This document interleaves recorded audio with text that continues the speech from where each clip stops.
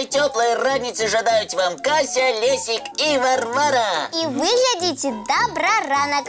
У кого якія планы на сённяшні день? Я дамовілася сустрэцца з сяброўкамі. Мы амаль цэлае лето не бачылись. Будем балбатаць увесь день. А ты, Кася, что будешь робить? Я вырашила 1 вересня здзівіць усіх сяброў новой прической. Ух ты, здорово! Кася, ты сказала здивить, ці напужать? Лесик, пужать можешь ты, а я здзіўляю. І якую прическу ты думаешь зрабіць? Якую-небудзь вельмі модную. Уяўляю, что гэта можа быть. Расскажи, что ты уяўляешь? Пальма. Якая такая пальма? Самая звычайная. День ведаў, адчыняюцца дзверы школьнага класса, а там Кася с пальмой на голове. Ніколечки, не смешно. А пальма – гэта не мой варыянт. А чаму? Цудоўна глядзелася.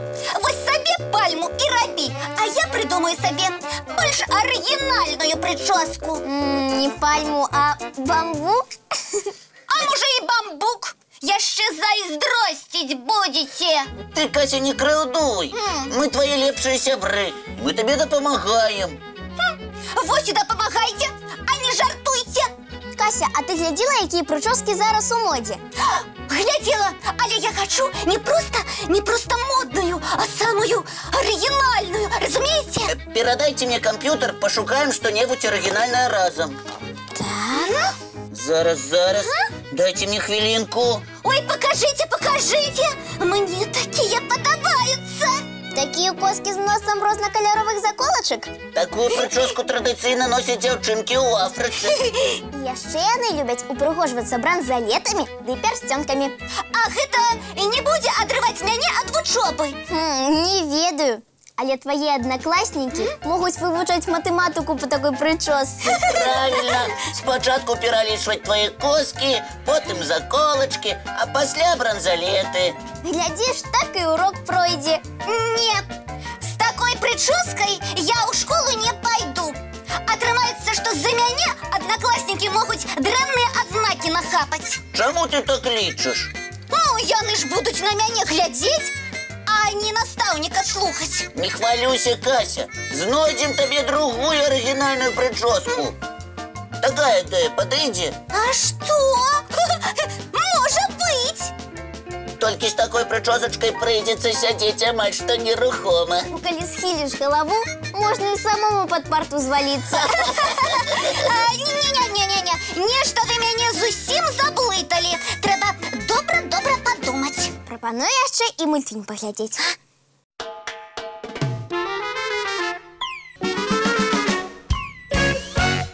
Кася, будем тебе прическу робить? Не ведаю. Ці можна што-небудзь вельмі арыгінальнае падабраць? Мне вось такая падабаецца з вялікім бантам. С таким бантом хочется одразу танцевать, а не за партой сидеть. Який вынік? У школу трэба ходить з акуратной прической, каб яна не перашкаджала ні сабе, ні одноклассникам. А прыгожыя стужачкі, коски ды капелюшы лепш пакінуць на пасля урокаў. А чым тады маіх сяброў здзівіць? У мяне на гэта пытанне много адказаў. Ну, Лесик, а ты чым збіраешся здзіўляць? Напрыклад, я за канікулы прачытаў 51 кнігу. Ух ты, малайчына! Яшчэ тыдзень до школы застаўся. Ты колькі планируешь прочитать? Калі мне ніхто перашкаджаць не будзе, змагу яшчэ кніжак 5. А яшчэ чым ты здзіўляць будзеш? Гэтым летом я навучыўся на турніку падцягвацца. Вось гэта Лесик! Цяпер вы гаварыце, чым можаце пахваліцца. Я навучылася іграць на гавайскай гітары. На гавайской гитаре? Ого. Вось гэта вара! І калі толькі паспела? І я пачала вывучаць яшчэ адну замежную мову. А якую? Пакуль што гэта сакрэт. Хутка вывучу прыгожы верш на гэтай мове і запрашу вас на праслухоўванне. А мы паспрабуем здагадацца, на якой мове ты гаворыш? Ну, а я вам усё перакладу. Цудоўная ідэя! Кася, цяпер твоя чарга сваімі дасягненнямі канікул дзяліцца. А я не ведаю. Что вам рассказать? Як не ведаеш? Што новага ты даведалася падчас летняга адпачынку? Я толькі пазнаёмілася з вельмі цікавымі сябрамі. Кася, ды ты знайшла сапраўдны скарб. Які такі скарб? Я нічога не знаходзіла. Ты знайшла сяброў, а сапраўдны сябар гэта і ёсць каштоўны скарб. Ой, атрымліваецца, што і вы мои каштоўныя скарбы? Так і ёсць. А можна я зараз покажу мультфільм для моих старых і новых сяброў? Абавязкова!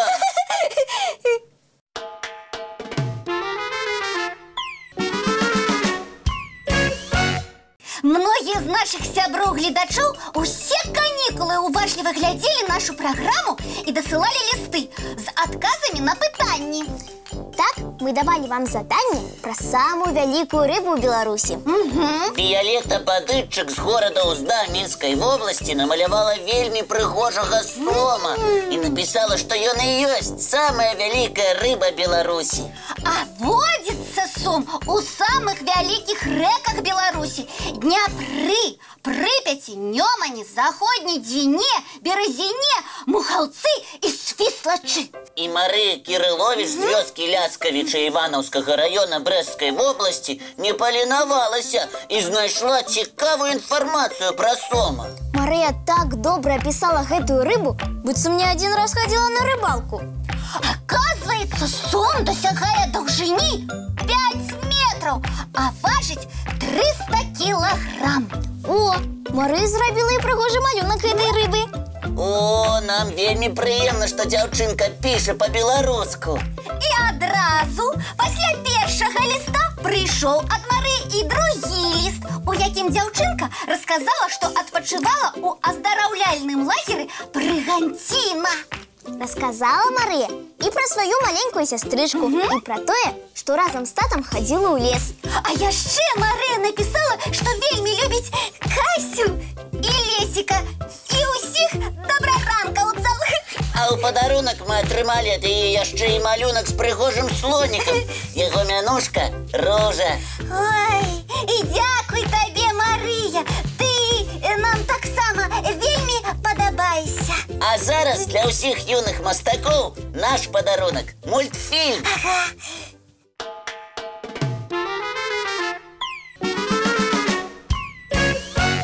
Як настрой?